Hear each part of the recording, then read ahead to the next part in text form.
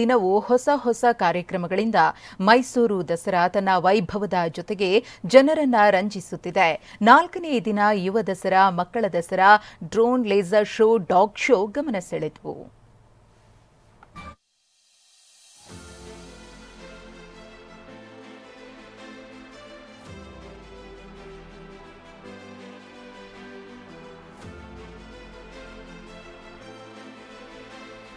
ಮೈಸೂರು ದಸರಾದ 4ನೇ ದಿನವೂ ವಿಭಿನ್ನ ಕಾರ್ಯಕ್ರಮಗಳು ನಡೆದವು. ಉತ್ತನಹಳ್ಳಿ ಬಳಿ ಯುವ ದಸರಾವನ್ನ ಅಶ್ವಿನಿ ಪುನೀತ್ ರಾಜ್ಕುಮಾರ್ ಅವರು ಉದ್ಘಾಟಿಸಿದ್ರು. 5 ದಿನಗಳ ಕಾಲ ನಡೆಯುವ ಯುವ ದಸರಾದಲ್ಲಿ ಖ್ಯಾತ ಸಂಗೀತ ನಿರ್ದೇಶಕರು ಮತ್ತು ಹಿನ್ನೆಲೆ ಗಾಯಕರು ಪ್ರೇಕ್ಷಕರನ್ನ ರಂಜಿಸಲಿದ್ದಾರೆ.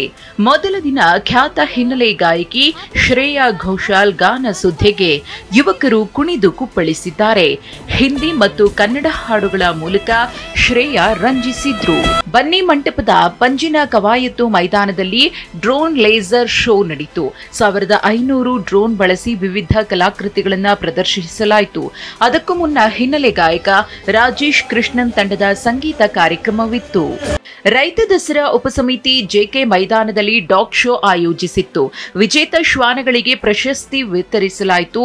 ಜರ್ಮನ್ ಶೆಫರ್ಡ್ ಶ್ವಾನ ಪ್ರಥಮ ಬಹುಮಾನ ಪಡೆಯಿತು. ರಾಜ್ಯಸಭಾ ಸದಸ್ಯೆ ಸುಧಾಮೂರ್ತಿಯವರು ಕಾರ್ಯಕ್ರಮದಲ್ಲಿ ಪಾಲ್ಗೊಂಡಿದ್ರು.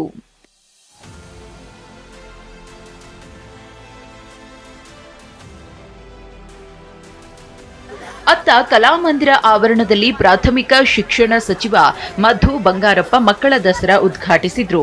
ಸರ್ಕಾರ ಮಕ್ಕಳಿಗೆ ಸಮಾನತೆ ಶಿಕ್ಷಣ ಕೊಡುತ್ತಿದೆ ಅಂದ್ರು. ಸರ್ಕಾರಿ ಶಾಲಾ ಮಕ್ಕಳ ಕಲೆ, ಕರಕುಶಲ ವಸ್ತುಗಳ ಪ್ರದರ್ಶನ ವೀಕ್ಷಿಸಿದ್ರು. ದಿಲೀಪ್, ಟಿವಿ9 ಮೈಸೂರು.